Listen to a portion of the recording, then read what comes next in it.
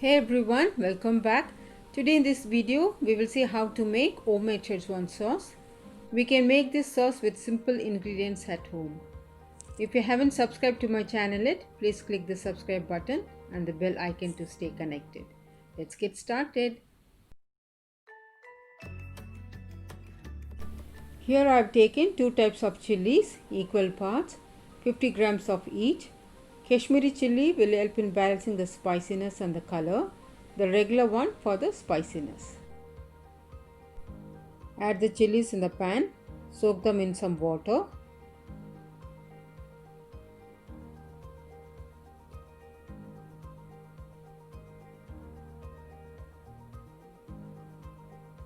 Press them down, let it soak well. Let it soak for about 30 minutes. It's been soaking for 30 minutes. It's nice and soft.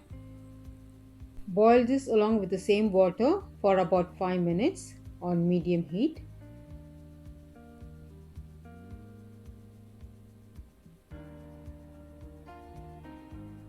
It has come to a good boil.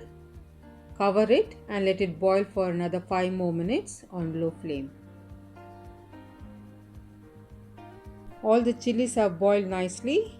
We can see chilies have become soft. Switch off the flame, let it sit for some more time. Now it's cooled enough. I'm going to transfer this to a blender.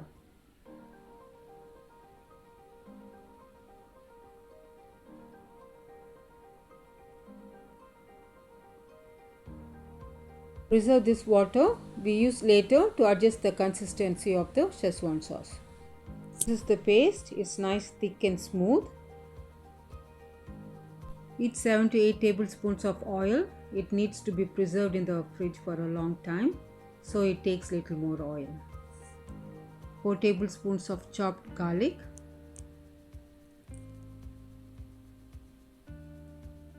Finely chopped. Finely chopped ginger, 4 tablespoons.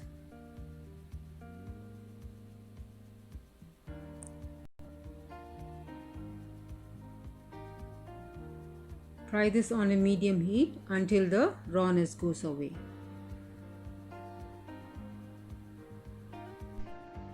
Ginger and garlic are nice and golden. Now I'm going to add the red chillies puree.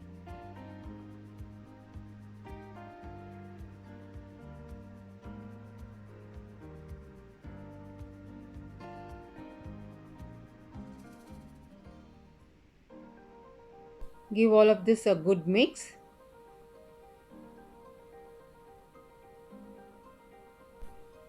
In this point of time, if you want to adjust the consistency, add the reserved water. Cook this on a low flame for about 3 minutes or until all the flavors are nicely cooked and they become gel with each other.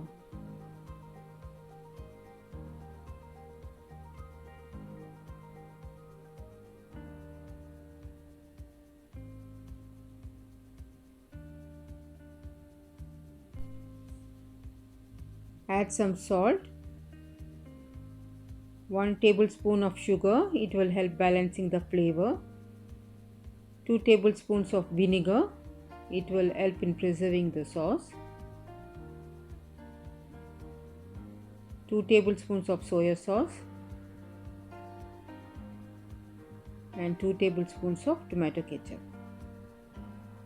Mix all of the ingredients really well and let it cook for about a minute.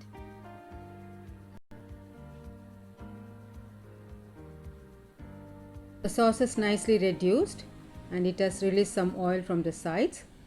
That's the sign it's done. Transfer this to an airtight container and store it in the fridge. It stays good for a longer time. Our thick and spicy Schezwan sauce is ready. Thank you all so much for watching. We'll see you in the next video.